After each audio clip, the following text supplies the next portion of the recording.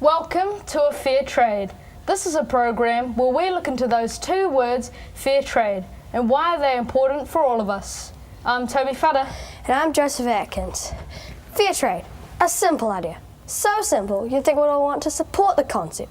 But what does fair trade mean? Vi Cottrell is the founder of the organisation Trade Aid. In a moment, we'll talk to Mrs. Cottrell about fair trade and the organisation she founded. First though, our class inquiry was to find out what fair trade is and why it is all about fixing poverty and unfairness. Today, we meet some people who can help us answer the questions. We visit a successful Christchurch fair trade cooperative. We meet a man who grows bananas in Ecuador, and we also visit a successful fair trade shop in Christchurch. That shop is called Trade Aid. There are many around New Zealand, and it all started by Christchurch woman Vi Cottrell way back in 1969. Good morning, Vi Cottrell. Good morning. The Fair Trade NZ website says that fair trade is good. Not only good for us, good for the farmers that grow them, good for our earth, and good guaranteed. How do you see fair trade as a company now? I see fair trade as immensely important for all of us, but most of all it's groundbreakingly important for farmers and small producers. That's good. Why is the idea so important? Well, over all the years that Trade Aid has been working, I've visited producers and farmers many times, and I've seen huge improvements in their lives because of fair trade and the benefits that it brings. So you've been working to spread fair trade ideals for 40 years now. How do you think we've made progress as a society? I think it's amazing. It blows me away to think that we began in a garage 40 years ago, and now Trade Aid importers wholesales $15 million worth of product each year, and a lot of that is fair trade coffee, which is drunk throughout New Zealand. Great. So tell me, why did you start Trade Aid? Because we worked with Tibetan refugees many years ago, and we could see the really huge importance of income for people like that who had skills but didn't have the markets. We visited a Trade Aid shop in Christchurch where we met Becky Wyatt and had a look at some of the great products that were on sale there. Take a look at this.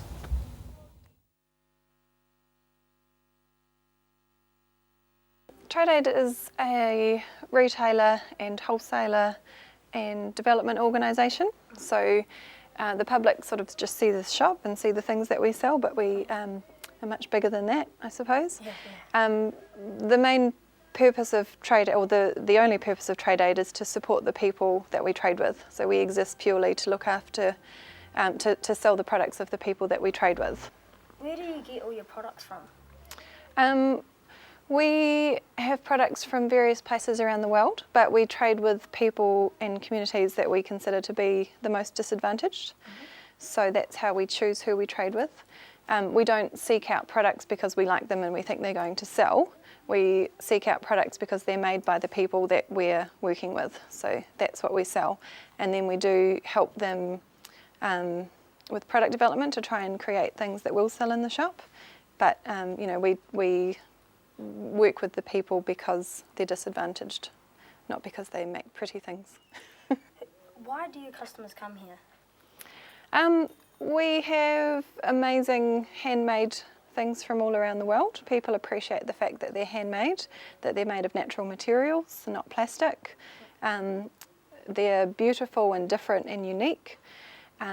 So the products themselves get people into the shop, but also the philosophy of what we do. People think, why not buy something from Trade Aid rather than somewhere else and actually help someone rather than possibly exploiting somebody for cheap labour, which unfortunately happens.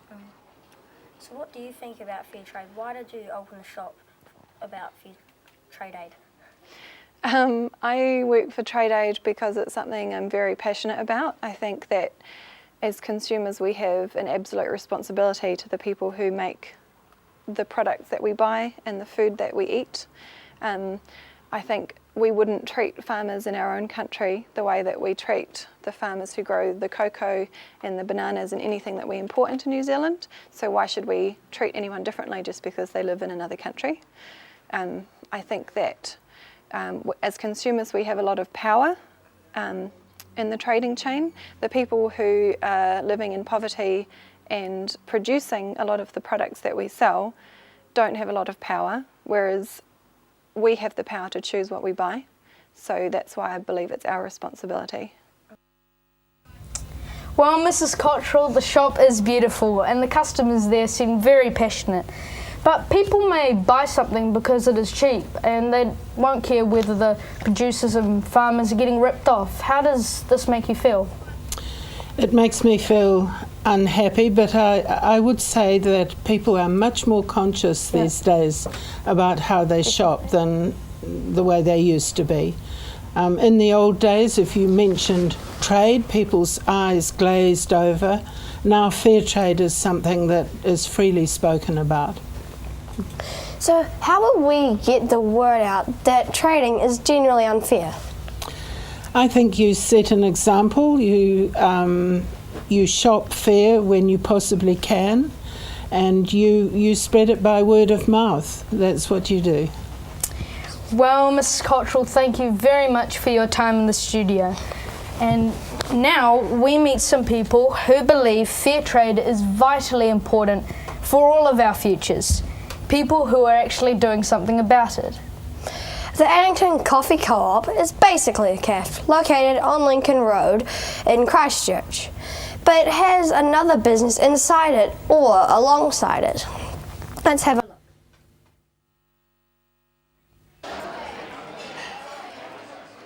What is Addington Coffee Co-op? Well, on face value, I suppose it's a cafe, and a pretty busy cafe.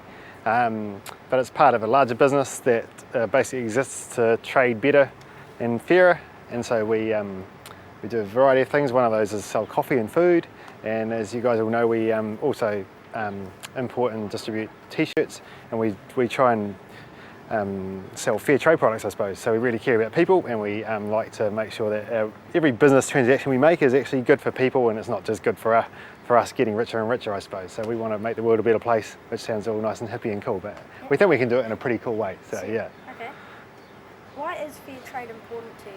A lot of trade in the world seems to be fair, and that people have got, if they can sell a good product, they should be able to get a good price for it. When you drill down, you can see that those who control the rules of trade actually are a certain bunch of people, and those who produce a lot of the products that we use every day have no say into how that trade's done. And fair trade basically is not the perfect solution, but it's a great stopgap as we move towards hopefully globally trading and buying and consuming things, thinking of the future, thinking of our planet, thinking of the people living on the planet. I guess if you buy a t-shirt or a cup of coffee that costs you $4 or $20 or whatever, that's the cost you pay. But if you're buying a $6 t-shirt, let's say, from somewhere else, someone else is actually paying the rest of that cost. Someone else is not earning enough money to live, and someone else is living in an environment that's getting degraded, I suppose. Where does fair trade coffee come from? It comes from all over the world, actually, but our coffee comes from a variety of places. It comes from Mexico, comes from Guatemala, comes from Ethiopia, and at various times it's come from various other places of the world. So yeah, crazy positive corners of the world that I haven't been to, and where there's people just like you and me trying to make a living and trying to enjoy life. Yeah. Why is fair trade coffee better? The coffee itself is just like any other coffee, although it is really good coffee. But yeah, when you're drinking that cup of coffee, you're paying $4 for it. It's there's a lot of middlemen in the way, clipping the ticket along the way. And I think your fair trade coffee, you know that when you drink that coffee, the farmer that grew that coffee, their families, their children have actually, as we say, got a fair crack at life. That's what we say. And that it actually is a sustainable way of using coffee. Just to give you a wee example, coffee trees don't last forever. So coffee grows on a tree, it looks like a cherry and it gets dried. Those trees only have a certain lifespan, so they're getting older around the world, and farmers aren't earning enough money to be able to replant trees. And so what Fair Trade does is it also allows them to invest in the future and replant coffee trees. Without those coffee trees being replanted, we've actually got a problem too, because we're going to run out of coffee in 20 years. It sounds like not our problem, but I guess we're trying to think ahead. So there's a great big sort of holistic way to look at things like that. But yeah, I think that's why it's not perfect fair trade either, but I think it's better than just going, oh well, not our problem. Yeah. Well, thank you to Adrian, who made us feel very welcome in his extremely popular cafe, and to the staff of the Fair Trade shop, which is inside the cafe. Right out back, there is yet another fair trade business. It's Liminal Apparel. They import clothes and bags from India. Let's take a look. Liminal is a business that is set up primarily we are a distributor for a business that's set up in India called Freeset. So we distribute their products, and I guess Liminal, as a business, we're a business that's about people before profit. So it's kind of the fair trade ethos, where we started up the business to help people that manufacture our products, and then creating a business that's sustainable and profitable from that. But we're always about people first. Why are you passionate about Liminal? Well, for us, there's two of us that run this business. We started about 6 years ago. We did a trip over to India to visit these guys, and we spent about 6 weeks with them. So I guess the passion stems from that first visit, where we came home and we had to, I suppose, respond to what we saw, which is a lot of poverty and a lot of, slavery really. A lot of human beings just trapped in a very poor cycle and hard to get out of. So this business we saw, it was manufacturing bags and t-shirts, really brought freedom to these women. So we came back and we thought, how can we help them out? And I guess that passion really stems from that first trip that we did, and we continue to go back as well. So every 2 years we try and get over there, and we're actually heading back in March next year. So yeah. So how important is fair trade to you? Fair trade, it's really important. I think fair trade is it's a kind of a licensing brand, but also fair trade are two words, and it means that we're buying stuff from producers in predominantly poor countries, and we're making sure that we are paying them a fair price for their product, because quite often in this world we're all about making profit to make our shareholders and people happy. We're all about pushing the prices down in other parts of the world so that we can make a lot of money in the West. So I guess it's a different way of looking at it. So yeah, fair trade, two independent words, and it's really, for us, all our products that we get in, we make sure that they're fairly produced, and that everyone in the supply chain is getting looked after and getting a fair share of that money. Where do you get all your products from? All of our products are actually from India. So most of our products are from a business called Freeset. So they're based in Kolkata, and they manufacture t-shirts and all of our bags. And also our newest products that we're doing is hooded sweatshirts. So they're fair trade organic, but they're not made in Freeset. They're made further south of India. So last time we were there, which was a year ago, we went to visit that factory as well. So every factory, every place that we get our products from, we have actually been to, and we've met the people, and we've looked around their facilities. What kind of customers do you get here in Liminal? So we have a range of customers. We try and cater for the individual person like yourself that may want to be a part of kind of the fair trade story and wanting to participate in that, where you can come in and buy a t-shirt or a bag. But predominantly a big part of our business is doing customised runs of bags or t-shirts for customers such as Greenpeace is one of our customers, Allgood Organics. They do a lot of their t-shirts for their drinks and their bananas through us. So yeah, the list goes on. Universities, music festivals. So yeah, really kind of diverse groups of people, but primarily people that are wanting to support something that's a little bit different. That's not just a mass-produced kind of cheap piece of merchandise that's actually something that has a bit of a heart and a story with it. So, yeah. Well, that was very interesting. We are so keen that we are buying our Leavers t-shirts from Liminal. Now we have a very special song written particularly for this show, written by Ella and Vera, and it's called United Nations.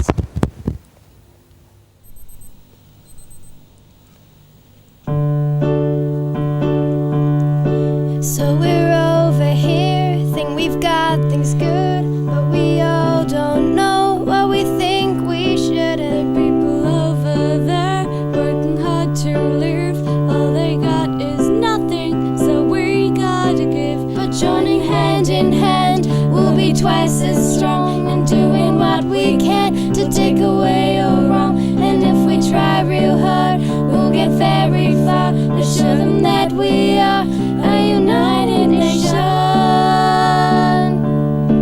We're learning every day while they work their way to their freedom. Help release them. But joining hand in hand, we'll be twice as strong, and doing what we can to take away all wrong. And if we try real hard, we'll get very far to show them that we are a united nation.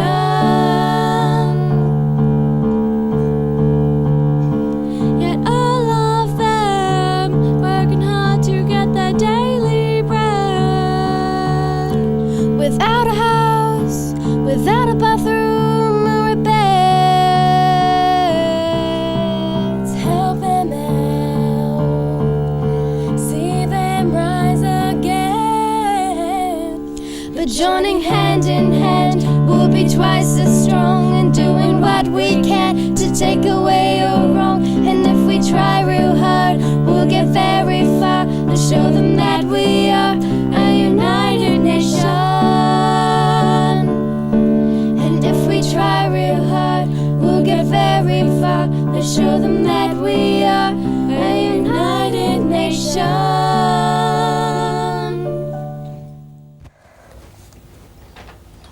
Well, thank you very much, girls. That was brilliant. Now we go bananas. Actually, we do. We talk bananas and why organic bananas, fair trade bananas, are good not only for us, but for the people that grow them.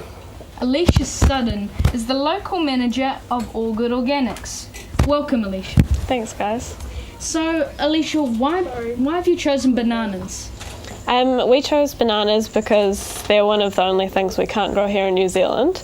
And as well as that, it's one of the most notorious trades outside of fair trade that, for how they treat their workers on plantations and how it affects the environment as well. So, where do your bananas come from? They come from a co-op called Allgood in Ecuador. So it's a group of around 400 small family-owned farms that work together in business to produce the fair trade bananas. You're obviously very passionate. You have this colourful website full of people.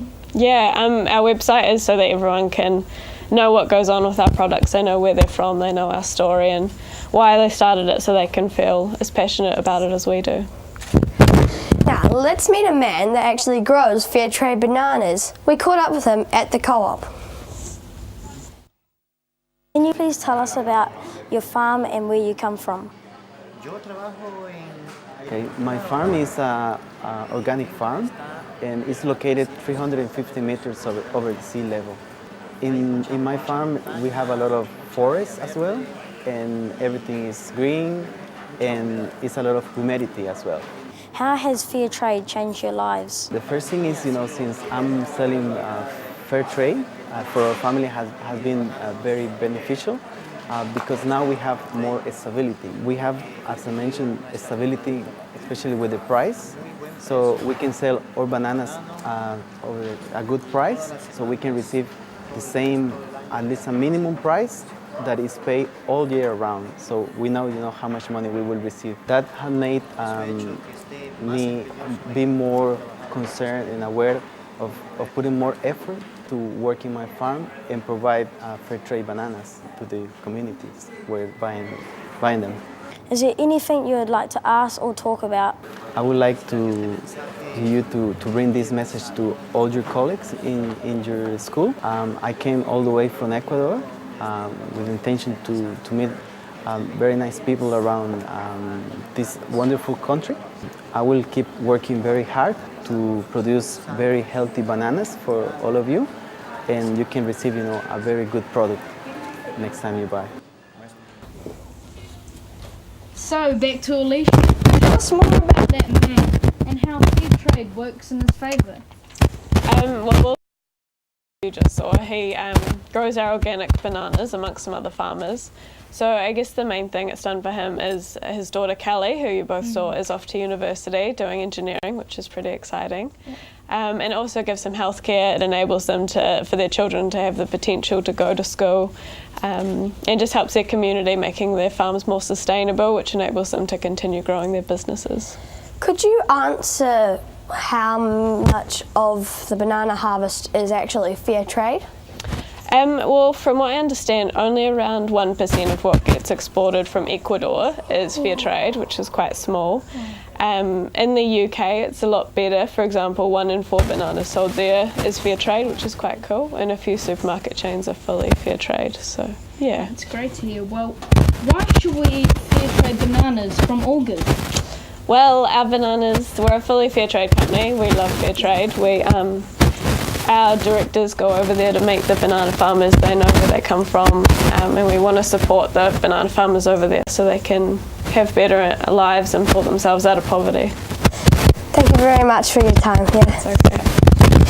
Fair trade businesses in NZ have an organisation to promote the concept. We caught up with Will Valverde, and we found him in the coffee co-op and asked what he did.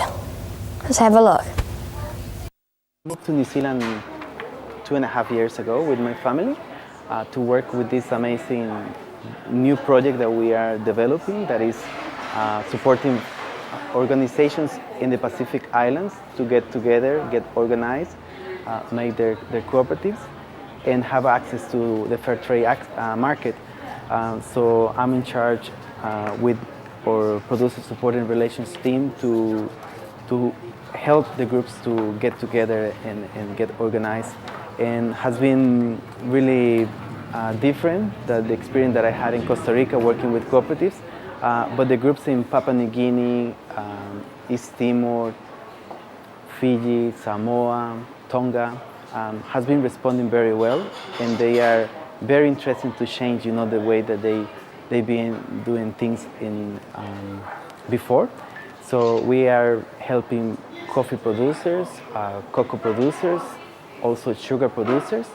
Currently, we are engaged in Samoa with a new coconut grower, and in Tonga with some vanilla producers as well.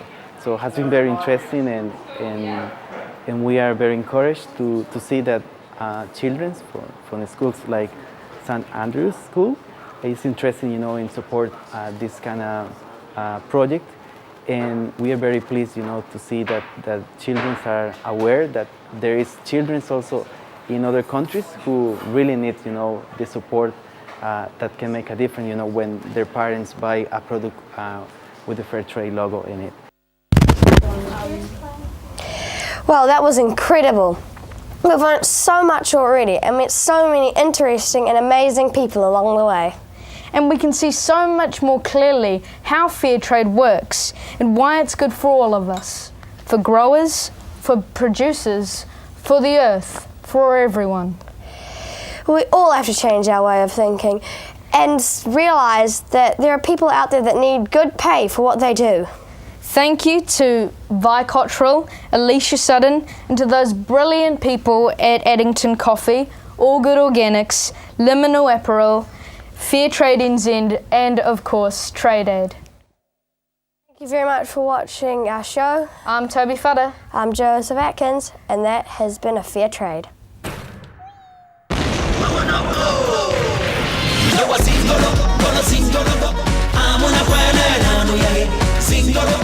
Singolo,